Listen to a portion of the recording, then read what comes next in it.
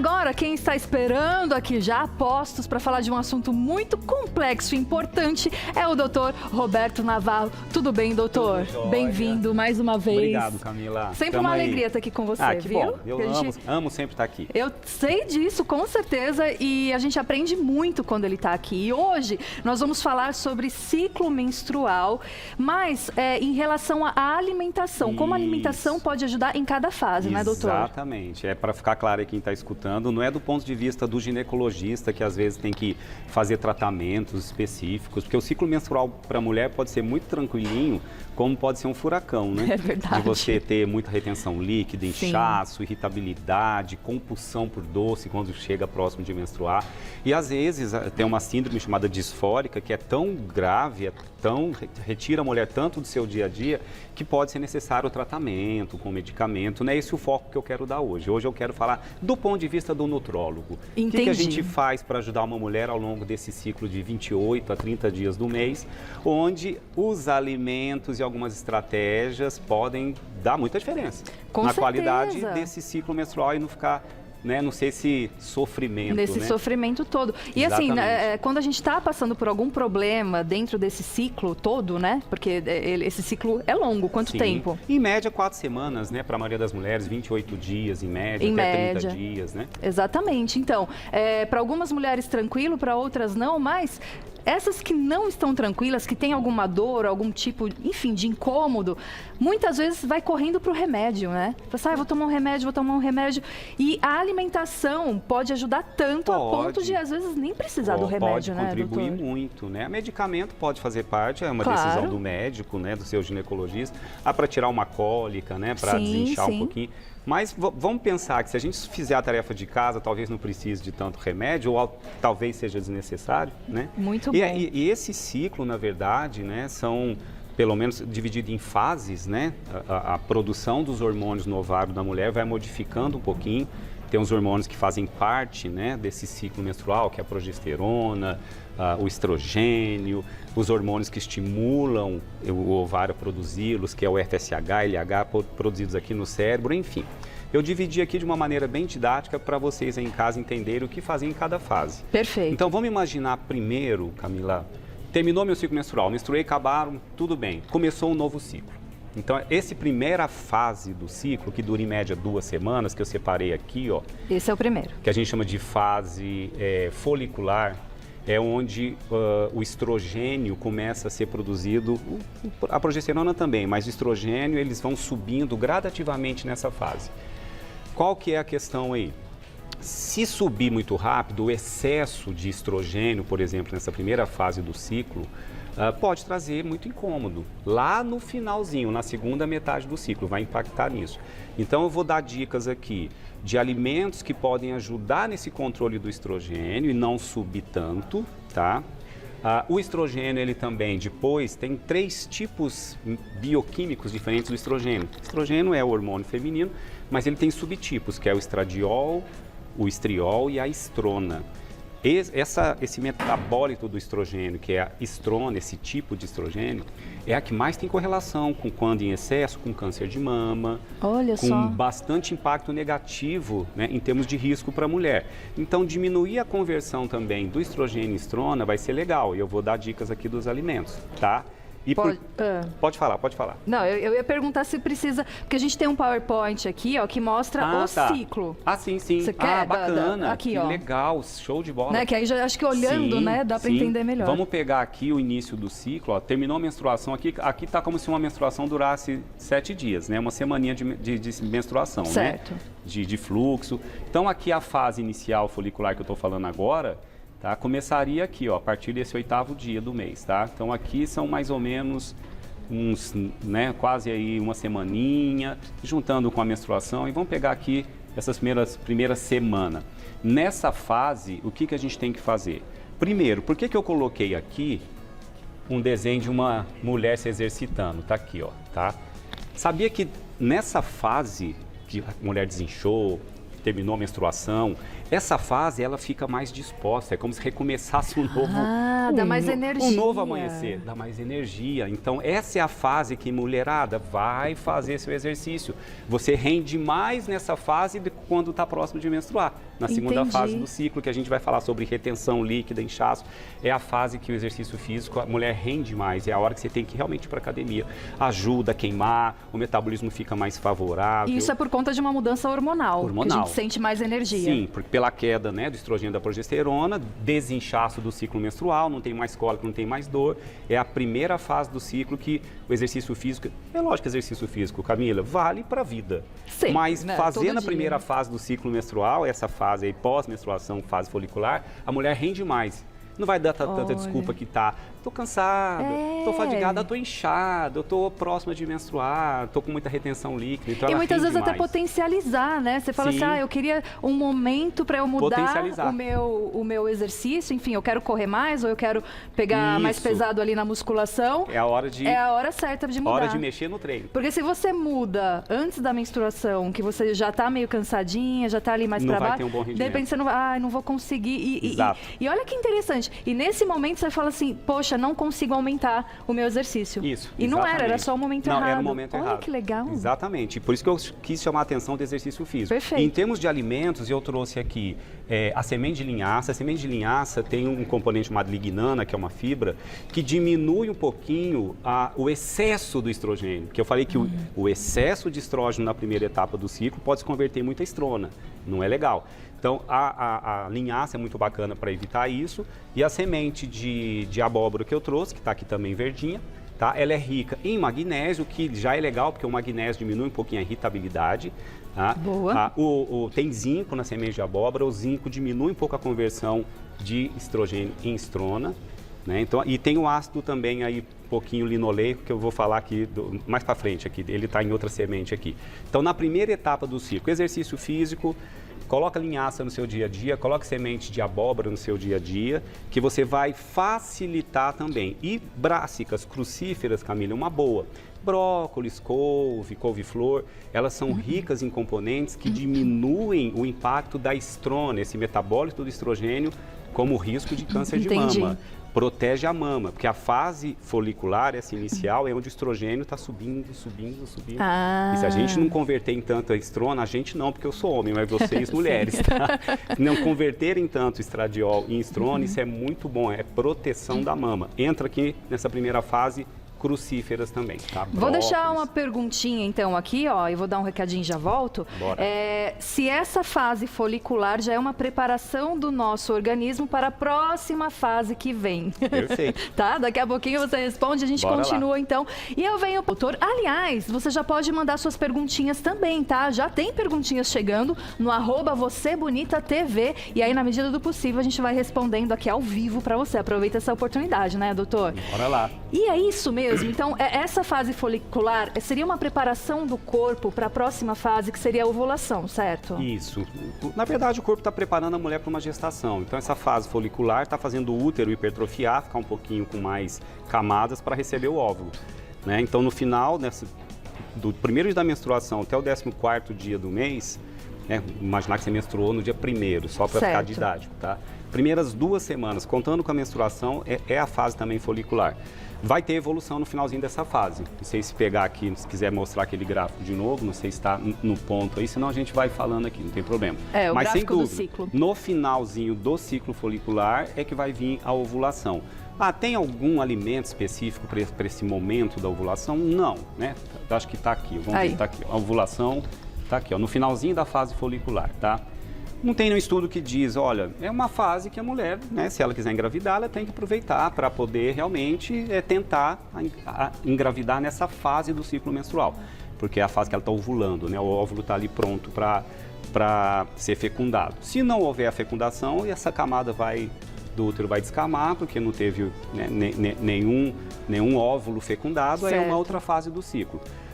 O que precisa, óbvio, aí é óbvio, né? Se você está ovulando pouco, se você não tem óvulo suficiente, aí tem que ser uma avaliação mais detalhada, não vai ser o alimento especificamente que vai influenciar só nisso, tá? Porque mas mulheres o que não engravidam ajuda. Totalmente, por exemplo, uma boa quem alimentação. Quer engravidar? Total, você não pode estar desnutrida, você não pode estar anêmica, você não pode estar com déficit proteico.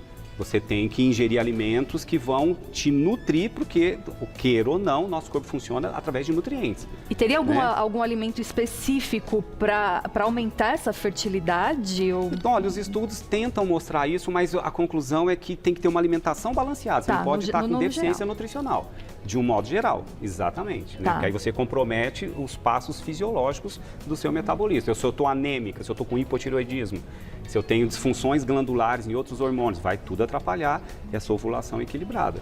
Né? Mas tem estudos com zinco, melhorando a ovulação, principalmente para homens, para espermatogênese, para o espermatozoide, o zinco é importante.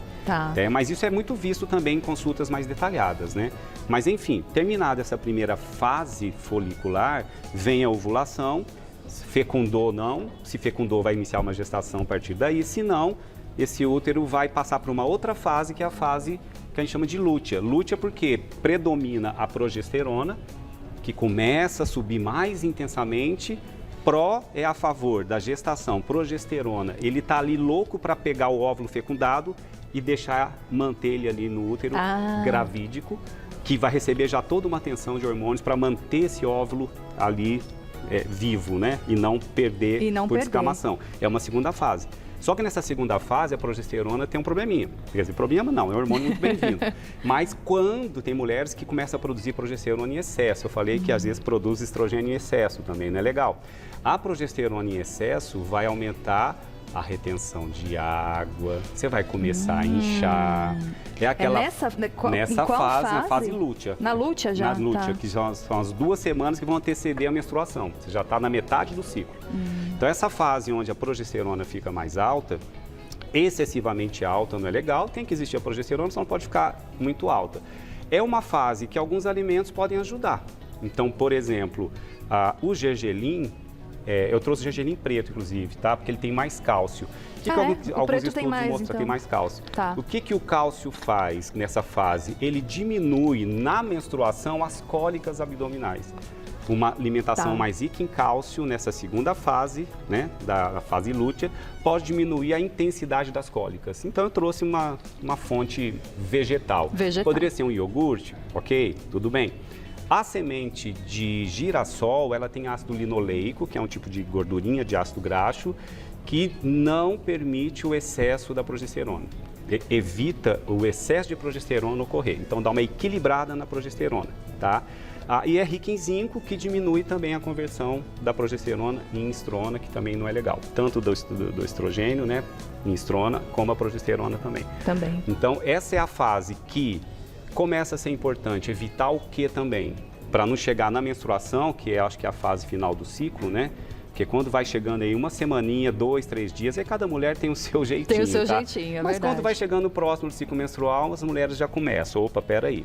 Primeiro que você começa a sentir, às vezes, um pouco mais de inchaço mesmo, tá? Então não é legal exagerar no sal, concorda? Concordo. É a fase, não deveria exagerar na vida, mas nessa segunda fase do ciclo, o sal tem que tomar cuidado. E a água é importante também, água é importantíssima, hidratação, alimentos ultraprocessados, açúcar. Tudo que é o alimento que não é muito bem-vindo, que é pró-inflamatório, vai piorar o seu ciclo menstrual. Então, o que a gente precisa quando vai chegando mais próximo da menstruação? Existe uma queda de um neurotransmissor chamado serotonina. Quando a serotonina começa a ficar baixa no sangue, isso pode ocorrer por queda hormonal. Quando vai chegando próximo da menstruação, existe essa oscilação da progesterona e do estrogênio. Você, com queda de serotonina, começa a ter uma vontade louca de comer mais alimentos calóricos, principalmente açúcar. É esse o ponto. É isso que eu ia perguntar, mas por que o açúcar? Esse o ponto. Por que tem que ser o chocolate, tem que ser o doce? Que a gente não fica com vontade de comer um abacate? Por que não dá vontade de comer uma alfacezinha? Né? Um alface, não dá, gente. É o doce que dá vontade, ou é a massa, o corpo humano é uma máquina muito interessante, porque no fundo ele pede para você ingerir os alimentos que estimulam áreas de compensação, de prazer.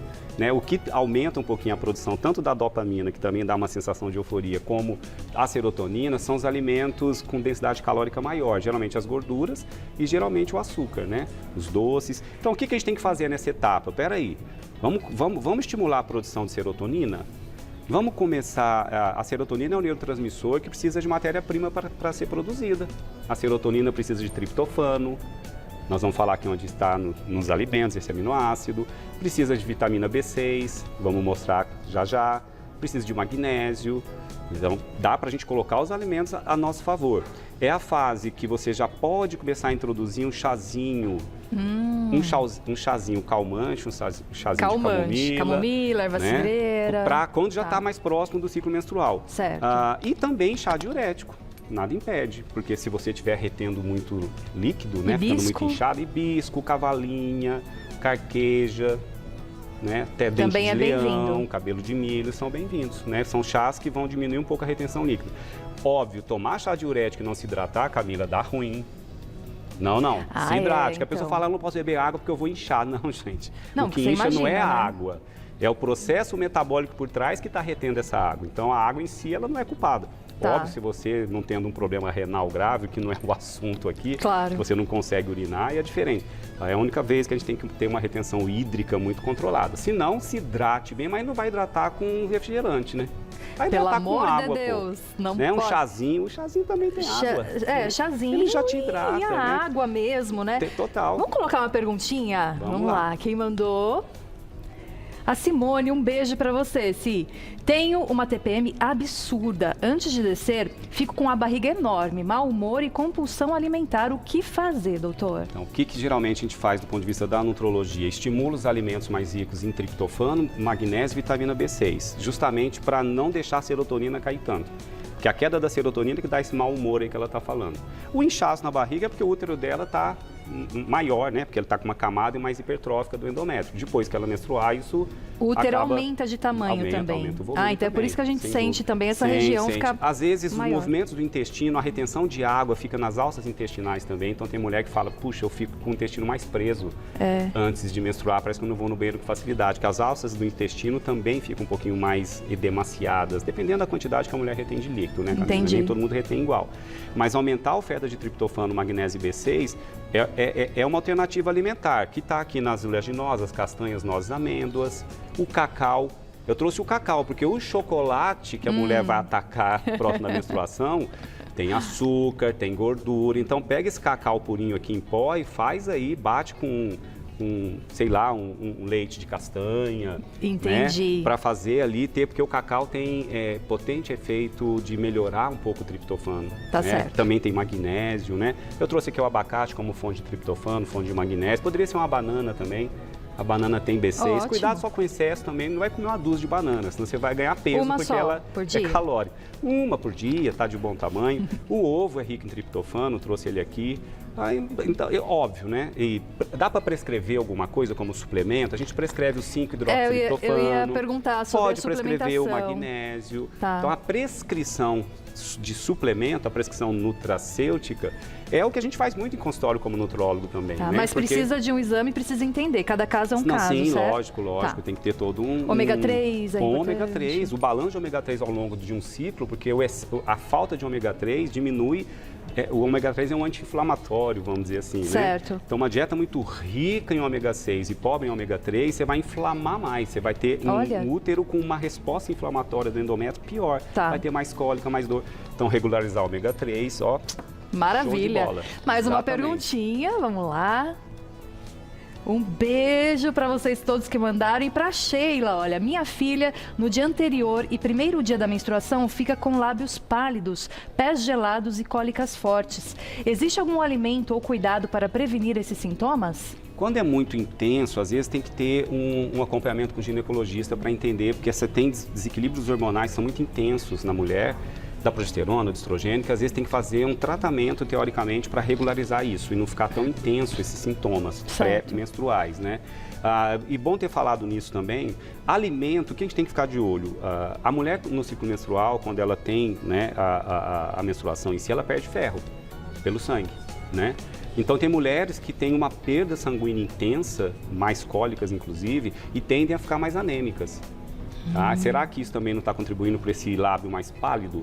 Então tem que ter uma alimentação rica em ferro, ou suplementar ferro se a mulher que está ficando anêmica, que é uma causa muito frequente em consultório do ginecologista e da gente como nutrólogo também, que é a mulher que chega lá com ferritina baixa, ferro baixo, hemoglobina baixa no hemograma, com anemia, que a gente chama de ferro priva, por deficiência de ferro, e sofrendo o mês inteiro de fadiga, cansaço, dor de cabeça, tá? A gente às vezes tem que suplementar, não é só às vezes o alimento que dá conta, não, né? Mas essas queixas muito intensas precisa de uma avaliação ginecológica em conjunto. Normal, não é né? normal, então, não é só de um acompanhamento mais de perto. mais de perto, sem sombra de dúvida. Muito bom.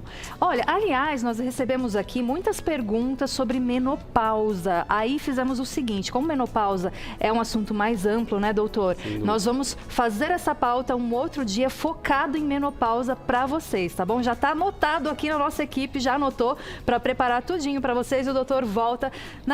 Tamo junto. Com mais conteúdo aí. Perfeito. Mais uma vez, muito obrigada. Eu que agradeço, sempre. Se você ainda não acompanha, pode acompanhar o doutor nas redes sociais, que é @drrobertonavarro.